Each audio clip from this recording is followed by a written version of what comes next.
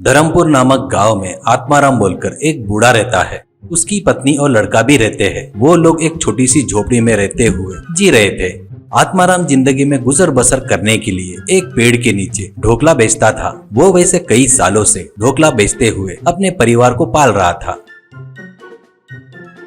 धीरे धीरे उसके ढोकला गाड़ी के आजू बाजू में और भी गाड़ियां आ जाने से उसके गिराइक बहुत कम हो गए। इससे उसके मन में डर बैठ गया। हे भगवान, अब कैसे होगा? इतने साले से ये मेरी ढोकले गाड़ी के भरोसे से अपने परिवार का पालन पोषण करते आया हूँ। लड़का भी अच्छा पढ़ लिख गया है, अब उसके आगे की पढ़ाई के लिए पैसा कहाँ से आएगा? सोचकर दुखी होता है। आत्माराम के लड़के का नाम सीताराम था। सीताराम डिग्री फाइनल ईयर में पढ़ रहा था। वह बहुत बुद्धिमान था।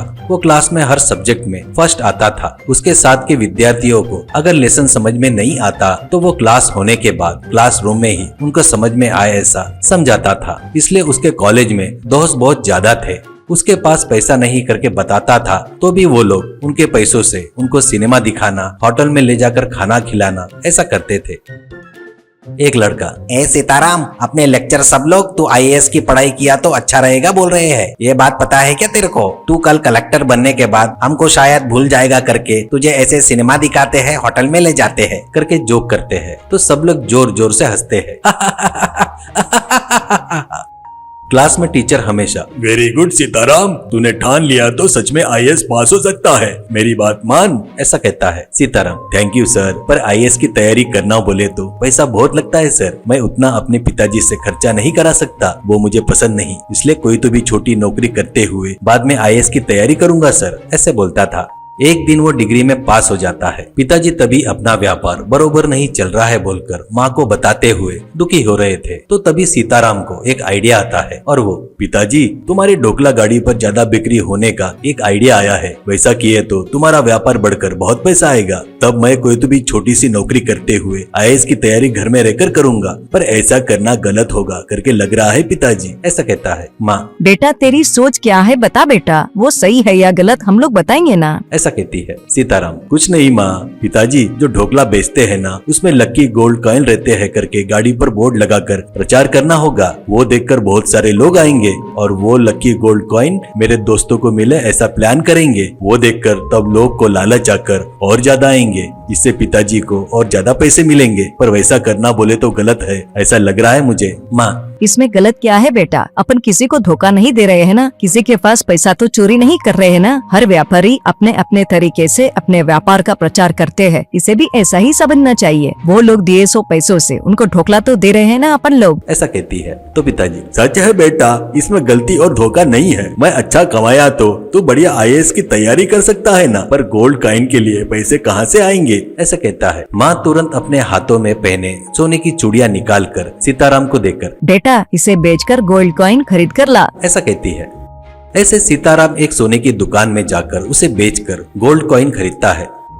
बाद में अपने दोस्तों को बुलाकर अपना प्लान बताता है। तो एक दोस्त, सुपर यार, कितना भी बोले तो तेरे आईएएस दिमाग है ना रे। अब हमको देख, हम लोग कमल हसन के रेंज में एक्टिंग करेंगे, तू देखते रहे, ऐसा कहते हैं।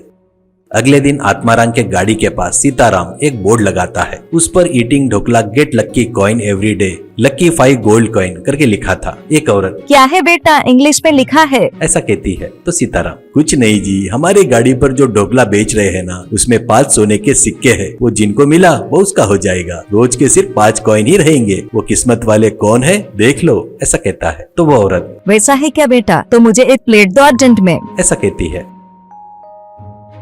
तो आत्माराम उसको एक प्लेट ढोकला देता है। वो देखकर खाते हुए कॉइन ढूंढ रही थी तो वहीं पर खड़ा सीताराम का एक दोस्त ढोकला खाते हुए, अरे याहू याहू, मुझे गोल्ड कॉइन मिला, मुझे गोल्ड कॉइन मिला करके चिल्लाते हुए ढोकले में से गोल्ड कॉइन निकाल कर सबको दिखाता है और डांस करता है। ए ढिंका चिका ढिंका चिका ढिंका चिका, ए गोल्ड कॉइन मिला रे, गोल्ड कॉइन मिला, ए हे। वो देखकर आजू बाजू के गाड़ी वाले के पास खा रहे लोग भी वहाँ पर आकर ढोकला चाहिए करके मांगते हैं। ऐसे शाम तक सीताराम के दोस्त एक के बाद एक, याहू मुझे गोल्ड कॉइन मिला, मुझे गोल्ड कॉइन मिला रे, डिंका चिका जिंका चिका जिंका चिका चिल्लाते हुए ढोकले में से एक गोल्ड कॉइन निकालकर सबको दिखाकर मस्त ढिंका चिका करके नाचते हैं। वो देखकर लोग को लालच आकर गाड़ी पर टूट पड़ते हैं।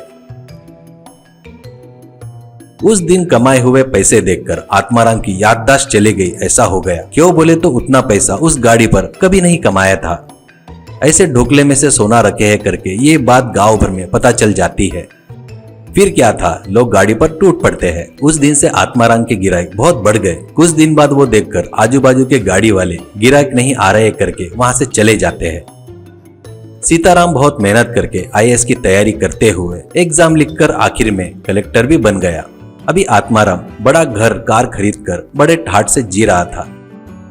कलेक्टर बनने के बाद घर आकर सीताराम, पिताजी अब से अपने को गोल्ड कॉइन मिला करके नाटक करने की जरूरत नहीं। अपन सच में गोल्ड कॉइन रखकर व्यापार करेंगे। अपन जितना कमाएंगे उसमें कुछ गरीबों में भी गया तो अच्छा है ना अपने लिए। ऐसा कहता है तो पिताजी सच है बेटा, वैसा ही करेंगे करके बोलता है। उस दिन से आत्माराम की गाड़ी पर सच में गोल्ड कॉइन मिलना शुरू हो जाते हैं।